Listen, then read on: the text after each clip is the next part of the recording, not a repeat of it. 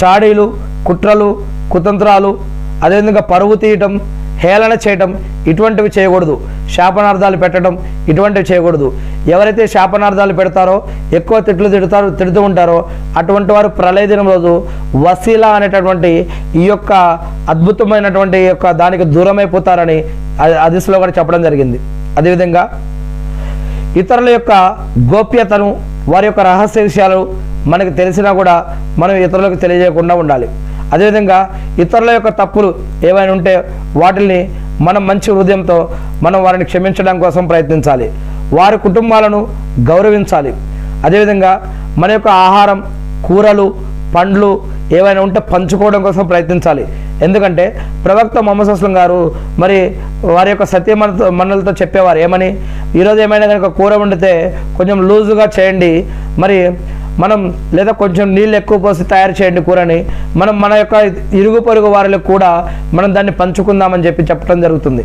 అంటే అదేవిధంగా ఎవరైనా అప్పడిగినా కూడా చేతి బదులు అడిగితే కూడా మనకి వీలైతే వారికి చేయడం కోసం ప్రయత్నించాలి. మరి అప్పు ఇచ్చి గొప్పలు చెప్పుకోకూడదు, అప్పు ఇచ్చి వారిని ఇబ్బంది పెట్టకూడదు. మరి ఇంకా వీలైతే వారికి ఇంకా కొంచెం సమయం, అప్పు తీసుకోవడం మళ్ళీ రిటర్న్ ఇచ్చేటప్పుడు వీలైతే వారికి సమయం ఇవ్వాలి, లేదా వీలైతే మనం క్షమించడం కోసం అయినా ప్రయత్నించాలి. ఇకపోతే ప్రవక్త ముహమ్మద్ సల్లల్లాహు అలైహి వసల్లం గారు ఆయన మీద, ఆయన ఇరుగు పొరుగు వాళ్ళు రాళ్ళు రువినా, వాళ్ళ ఇంటి దగ్గర ప్రతిరోజు చెత్త వేసినా, ఆయన మీద అనేక మంది ముళ్ళ కంపలు వేసినా ఆయన ఓపిక పట్టారు. మరి ప్రవక్త ముహమ్మద్ సల్లల్లాహు అలైహి వసల్లం గారు పొరుగువాడు ఆకలితో ఉన్నప్పుడు నిజమైన విశ్వాసి సరిగ్గా నిద్రపోలేడు అని ప్రవక్త ముహమ్మద్ సల్లల్లాహు అలైహి వసల్లం గారు చెప్పడం జరిగింది.